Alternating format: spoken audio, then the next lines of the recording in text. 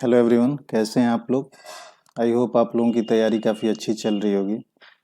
Exam काफ़ी पास है। तो क्या होता है कि एग्ज़ाम जैसे जैसे पास होता है ना, वैसे वैसे हमारी एग्ज़ाम की तैयारी कमज़ोर पड़ जाती है। तो ये चीज़ मत करिएगा। और बहुत लोग कम वैकेंसी को लेके बड़ा चिंतित थे कि वैकेंसी बड़ा कम आया है। तो आपको तो एक सीट चाहिए ना जॉब पाने के लिए। तो बस इसी कॉन्फिडेंस के साथ लगे रहिए और लास्ट स्टेज तक जो रिदम मेंटेन कर लेता है ना, उसी का एग्ज़ाम में सिलेक्शन होता है।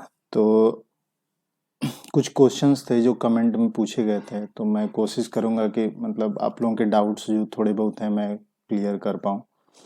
तो पहला क्वेश्चन ये है कि कैरेक्टर सर्टिफिकेट का फॉर्मेट क्या होता है। तो बेसिकली क्या होता है, जब आप लोग ज्वाइन कर लेते हैं, सॉरी, जब ज्वाइनिंग लेटर आप लोगों को भेजा जाता है, आपके घर पे अपॉइंटमेंट लेटर भेजा जाता है, तो उस वो बहुत ही इतनी मोटी सी एक बुकलेट टाइप की रहती है, बहुत ज़्यादा मतलब पेजेस उसमें रहते हैं, उसमें फॉर्मेट भी रहता है। कैरेक्टर सर्टिफिकेट का फॉर्मेट रहेगा, कोई अगर आप मतलब रिजर्वेशन लिए हैं तो उसका कुछ रहेगा, और बहुत सारे डिक्लेरेशन फॉर्म्स रहते हैं जो आप लोगों को भरने रहते हैं। वो डिक्लेरेशन फॉर्म तो आप ज्वाइनिंग जब करेंगे जहाँ पे वहाँ पे भरने रहते हैं, लेकिन जो कैरेक्टर सर्टिफिकेट रहता है वो भी दिया रहता है। तो कोई भी दो गैजेटेड ऑफिसर का उस पर आप लोग साइन करा लेंगे, हो जाएगा, कोई इशू नहीं है। खैर ये तो ज्वाइनिंग, ये तो एग्ज़ाम निकलने के बाद की है। वो अच्छी बात है कि आप लोगों ने क्वेश्चंस पूछा, डाउट रहने नहीं चाहिए। देखिए अगला क्वेश्चन है, बहुत लोगों का ये डाउट होगा। ये क्वेश्चन क्या है कि सर, मैं उड़ीसा से हूँ, मैं यूपीपीसीएल 2022 में इलेक्ट्रिकल के लिए अप्लाई किया हूँ महोदय। मैं हिंदी पढ़ना लिखना बोलना बहुत अच्छी तरह से जानता हूँ, लेकिन मेरे पास ना तो हिंदी का ज्ञान प्रमाण पत्र है और ना ही 10वीं, मतलब हिंदी से रिलेटेड क्वेश्चंस है। देखिए क्या होता है कि हिंदी जिनके 10th में रहते हैं, मार्कशीट में सर्टिफिकेट है, उनको एक एग्ज़ाम होता है डिपार्टमेंटल, वो देने की ज़रूरत नहीं रहती है। जो हिंदी अदर मतलब सब्जेक्ट्स नहीं रहे हैं 10th में 12th में, तो उनको भी कोई पैनिक होने वाली बात नहीं है। ज्वाइनिंग हो जाती है, जॉब आप करते रहेंगे 3 साल के अंदर। जैसे एग्ज़ाम क्या होता है कि जब आप ट्रेनिंग करोगे 1 महीने की, उसके बाद एक एग्ज़ाम होता है, उसके बाद आप लोगों को ऑन जॉब ट्रेनिंग के लिए भेज दिया जाता है, उसके बाद 1 साल पे एक एग्ज़ाम होता है। और रेगुलराइजेशन जो होता है वो 3 साल के अंदर एक एग्ज़ाम होता है, उसको बोलते हैं प्रोफेशनल पार्ट फर्स्ट। तो वो एग्ज़ाम आप लोगों को क्लियर करना रहता है, ठीक है। अब क्या होता है कि जो जिनका हिंदी 10th में नहीं रहता है, उनको एक डिपार्टमेंटल हिंदी का एग्ज़ाम होता है जो 3 साल के अंदर क्लियर करना रहता है। बहुत छोटा सा आसान सा एग्ज़ाम होता है, कोई भी आराम से क्लियर कर लेता है। अगर नहीं भी क्लियर होता है तो उसका इम्पैक्ट कोई ज़्यादा नहीं पड़ता है। जो तीसरा इंक्रीमेंट रहता है ना सैलरी में, जो एनुअल इंक्रीमेंट आप लोगों को सैलरी में मिलती है ज्वाइनिंग के बाद, तो जो थर्ड इंक्रीमेंट रहेगा वो रुका रहेगा तब तक जब तक कि आप एग्ज़ाम वो क्लियर ना कर लें। तो कोई इशू नहीं है, वो आराम से हो जाता है, ठीक है।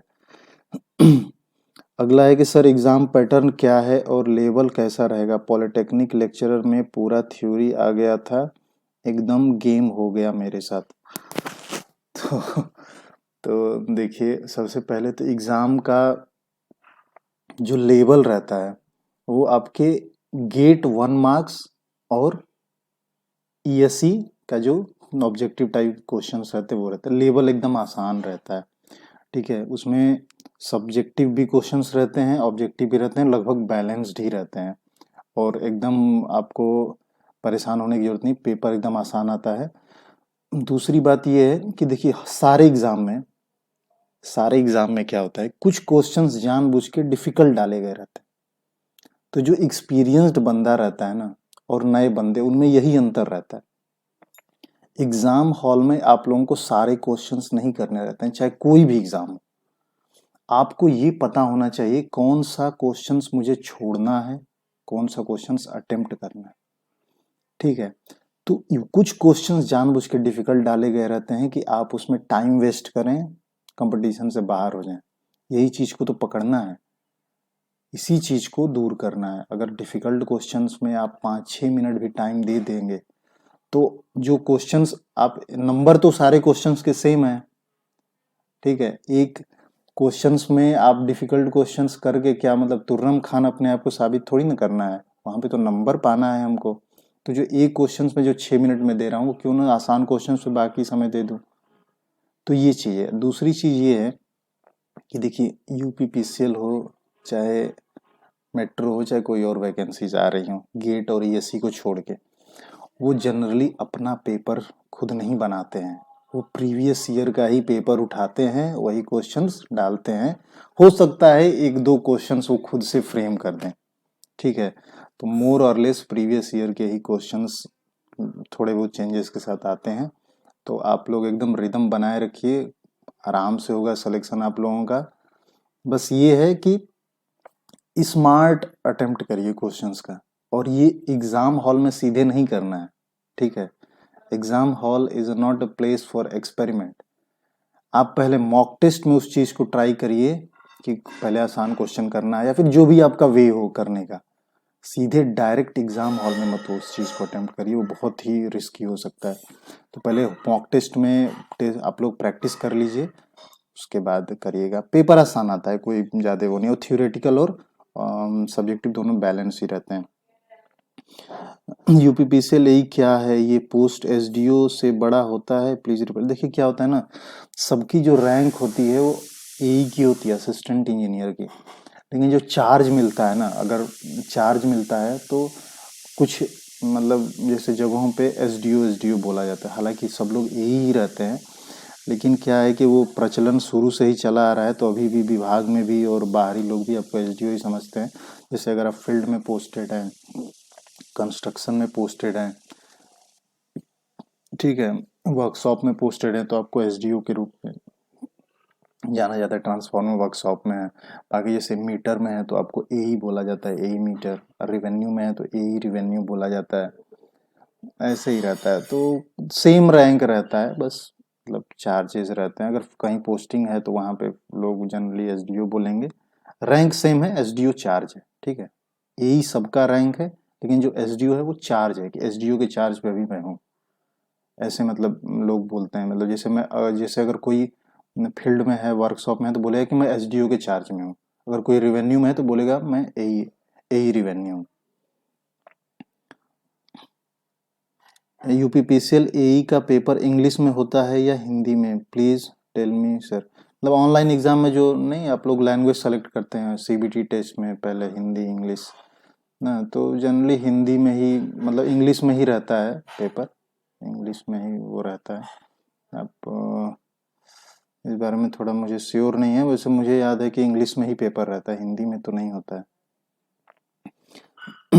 फाइनल रिजल्ट के कितने दिन बाद ऑफर लेटर आता है? फाइनल रिजल्ट जो आप लोगों का आ जाएगा उसके 20 दिन के अंदर आप लोगों को ऑफर लेटर आ जाएगा।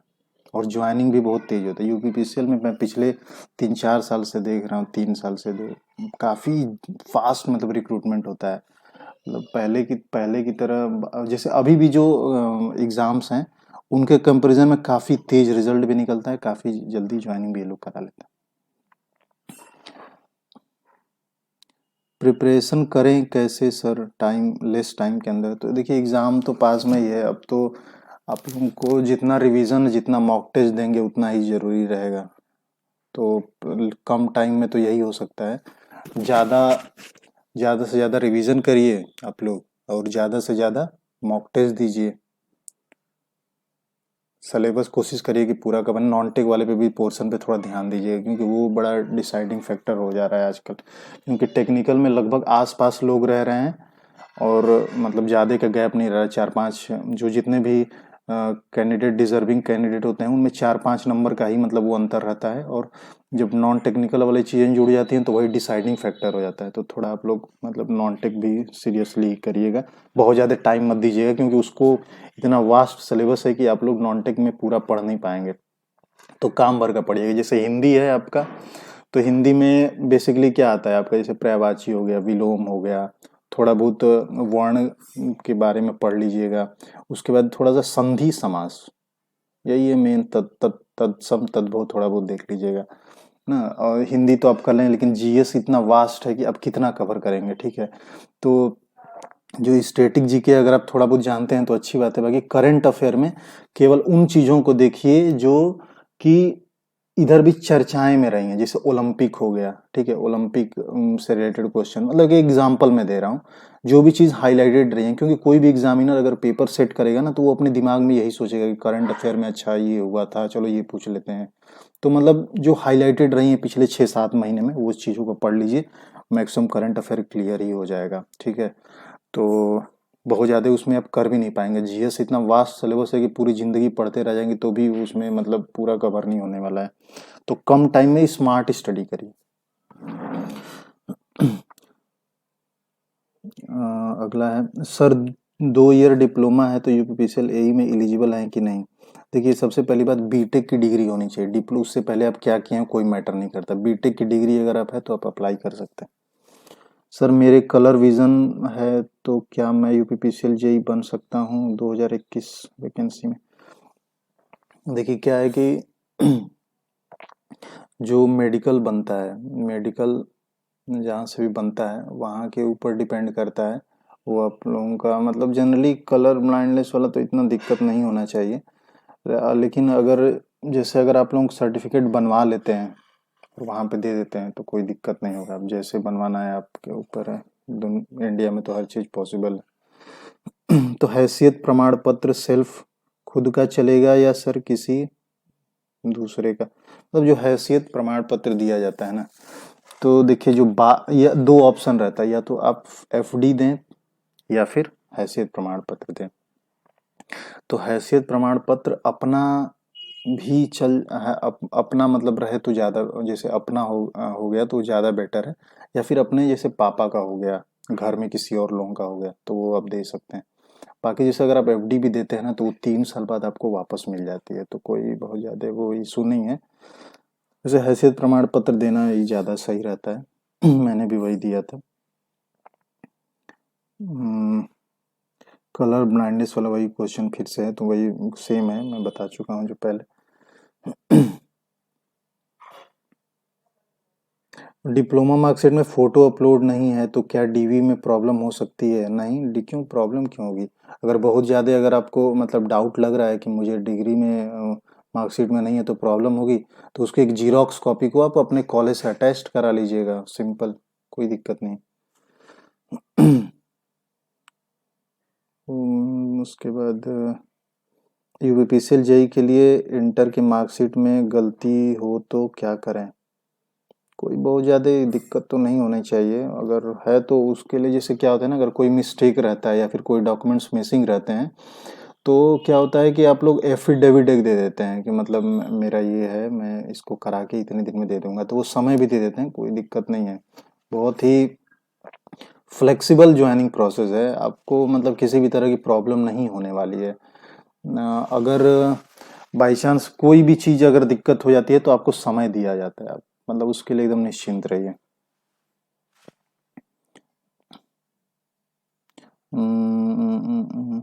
वैकेंसी से रिलेटेड है तो वही जो पोस्टपोन्ड हो गई थी वैकेंसी वो तो आ ही गई है। तो अच्छा मौका है, आप लोग उसको क्रैक करिए।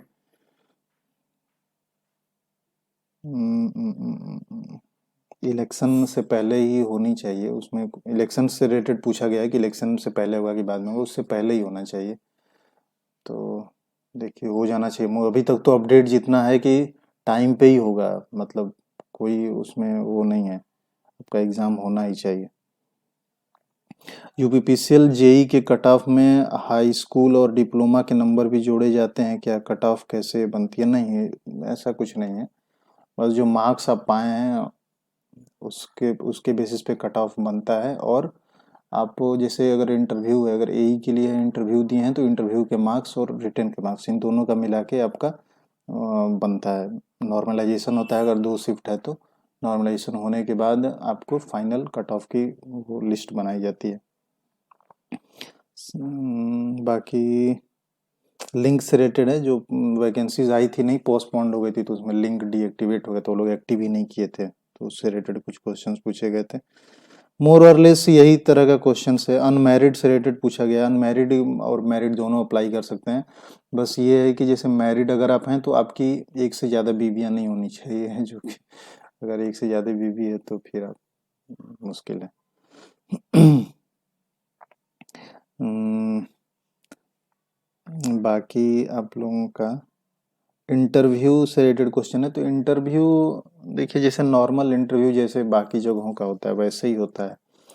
तो उसमें तो खैर रिटर्न होने के बाद ये बाद की चीज़ें हैं, तो वो तो मैं आप लोगों को बता दूंगा, डिस्कस कर लूँगा। बाकी मेरा मेल है, मेल नंबर पड़ा हुआ है चैनल पे, या फिर इस वीडियो के कमेंट में कोई चीज़ आप लोगों को पूछना रहे तो आप लोग पूछ सकते हैं। मैं पूरी कोशिश करता हूँ कि रिप्लाई करने की। तो वैकेंसीज कम है, कंपटीशन बहुत ज़्यादा है, ऐसा लोग लिखे हैं। देखिए वैकेंसी तो प्राइवेटाइजेशन वाली ये सब जो चीज़ें चल रही हैं सरकार के द्वारा, तो वैकेंसीज तो अब कम ही आने वाली हैं, ठीक है। चाहे कोई भी कंपनी हो, कोई भी ऑर्गेनाइजेशन हो, कोई भी पीएसयूज हो, तो उसके लिए आप लोगों को तैयार ही रहना है, क्योंकि वो चीज़ आपके हाथ में नहीं है कि आप कौन सा मैं वैकेंसी को मैं मतलब वैकेंसीज को चेंज कर दूं। जो आपके हाथ में वो करिए ना, आप क्यों इतना चिंता कर रहे हैं। आपके हाथ में क्या है, पढ़ाई करना, आप पढ़ाई करिए। बाकी तो आने वाला समय तो मतलब गवर्नमेंट जॉब के लिए और गवर्नमेंट वैकेंसीज के लिए काफ़ी मुश्किल रहने ही वाला है। खासकर से जो गवर्नमेंट जॉब एस्पिरेंट्स हैं उनके लिए तो और मुश्किल होने वाला है। तो जो भी वैकेंसी आ रही है ना, उसको आप ग्रैस्प करिए, कैसे भी करके ग्रैब करिए भाई। मतलब क्या होने वाला कुछ पता नहीं है, जो जहाँ मिल रहा है कोशिश करिए सेटल हो जाए। और एक भी, दो भी, पांच भी वैकेंसी आ रही है ना, कोशिश करिए कि वो बहुत है। 24 वैकेंसी, 25 वैकेंसी तो बहुत ज़्यादा हो गए।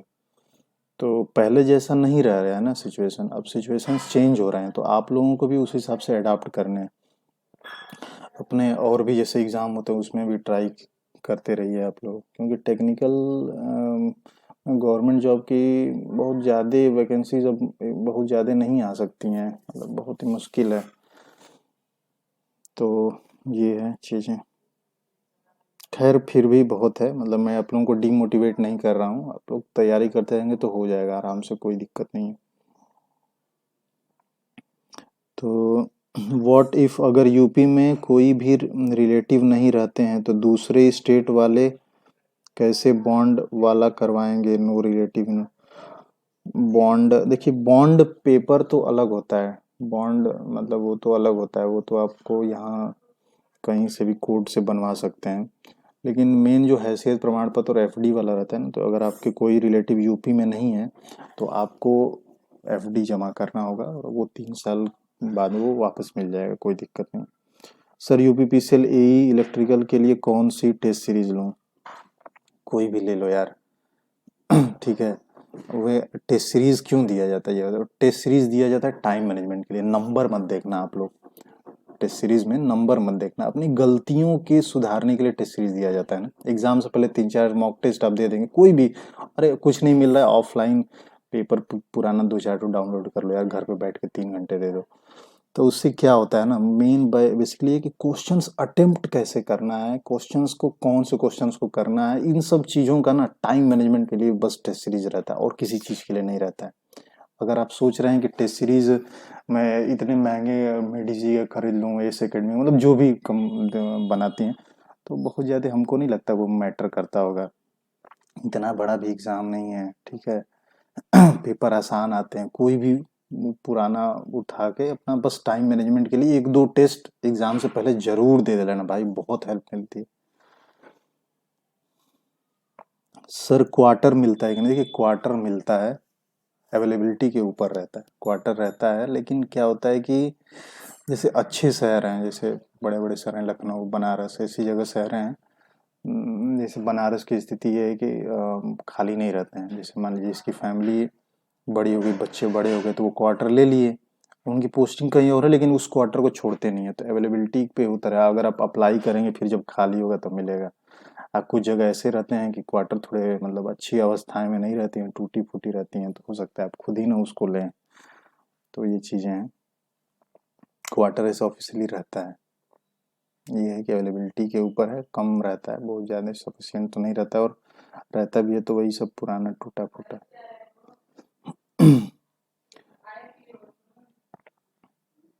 एक लोग बोले हैं कि सर आप अपनी न्यू सैलरी स्लिप को दिखाओ। तो मतलब सैलरी सिर्फ वही है, ज्वाइनिंग में आपको 59,000 शायद है ना आप लोगों के, 59,000 सबकी उतनी पे ज्वाइनिंग है, और हर साल उसमें 3% इंक्रीमेंट वो जोड़ लीजिए, वही है, बढ़ता रहता है, और तो कुछ चेंज होने वाले नहीं है। बाकी आपका जो डीए बढ़ता है उस मोर और लेस समय पहले मैंने वीडियोस में डाली हुई हैं, बहुत समय तो उस समय की सैलरी मैंने डाली हुई थी, salary slip. Sir UPPCL selection के लिए पैसा डिमांड करता है। यार देखो, पहले का तो मुझे नहीं पता, लेकिन इधर बीच तो काफ़ी फेयर एग्ज़ाम कराए जा रहे हैं। आईआईटी कानपुर इंटरव्यू ले रही है, तो मतलब इंटरव्यू भी फेयर ही हो रहा होगा। तो बाकी इंटरनल अभी जहाँ तक मुझे जानकारी इस तरह का तो अब नहीं होता है।